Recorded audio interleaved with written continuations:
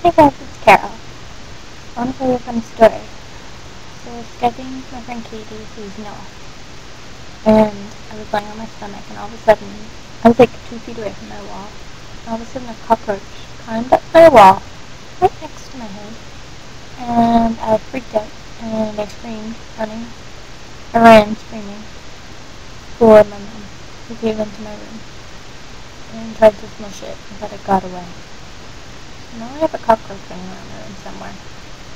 And it's really scary. So I have my dog. Hold on, I'll get him.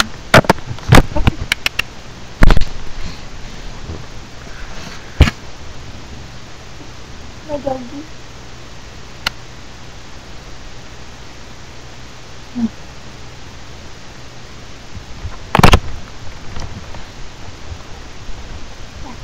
So now I have my dog in case the cockroach comes back. Hopefully he'll eat it or something.